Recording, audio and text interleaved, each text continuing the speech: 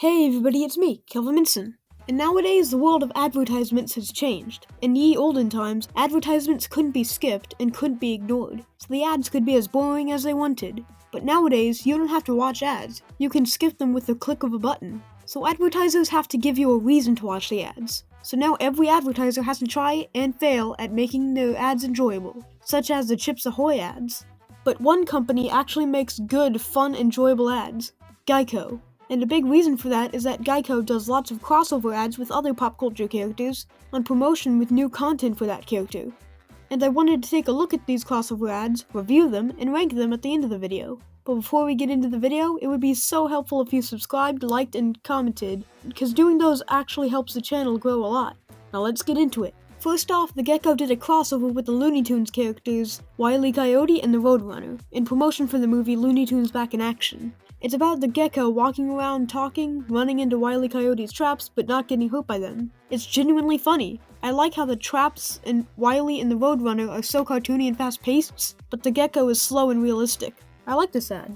Next, the Geico M&M's crossover ad. This ad is about the brown M&M applying for insurance at Geico. I love the M&M ads and the Geico ads, so it's perfect to combine the two best advertising characters. And I like this ad because it's about the insurance. The ads are usually about something else and they just mention insurance at the end, but this one is about insurance and they still make it enjoyable because of the characters. It's a good ad. Next, the Rocky and Bullwinkle ad. It's all about the gecko on a hike encountering Rocky and Bullwinkle. It was a promotion for the Rocky and Bullwinkle movie, and I really like this ad. The art style for Rocky and Bullwinkle in the movie actually fits the Geico CGI art style. And the writing is really good, even if it's just a few lines. Next one, the Avengers crossover. It doesn't feature any Avengers, but does show the gecko wielding the Infinity Gauntlet, and it's pretty funny. Not as funny as the other ads, but still funny. I like how even when the gecko has the most powerful thing in existence, he still uses it for insurance. I like how near the end, people glance at him weirdly, not because he's a literal talking gecko, but because he has a weird laugh. But that's not the only Marvel crossover Geico did. For Infinity War, they made an ad where the gecko says the famous lines about the Avengers. There was an idea to bring together a group of remarkable people. Then shows that the gecko was talking to figurines. And this kind of has world building. First of all, we know in the Geico world superheroes aren't real, but movies about them are. And in the Rocky and Bullwinkle ad, we know that the world is populated by humans and anthropomorphic animals and living food. But the animals have different variants, explaining why some of them are 2D and some are CG. And since M&Ms are real in the Geico universe, and the M&Ms crossed over with Shrek, Transformers, and the Addams Family, that means they exist in this universe too. Oh yeah, this is supposed to be about reviewing ads. So anyway, back in the 2000s, there was an ad of the gecko in a waiting room and encountering a talking chihuahua. But wait, the chihuahua is on a leash, but this world is where animals are on the same level as humans, but the chihuahua is a pet? Why is the gecko classified as a sentient being, but the chihuahua is classified as a... Nope, stay on track, Calvin.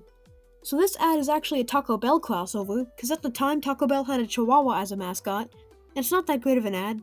And that's all the ads I'm going to review today, so now I'm going to rank them. So number 6, in last place is the Taco Bell chihuahua ad, because it's just not that funny, and the CGI isn't that good even for the time. Number 5, the Avengers Infinity War ad.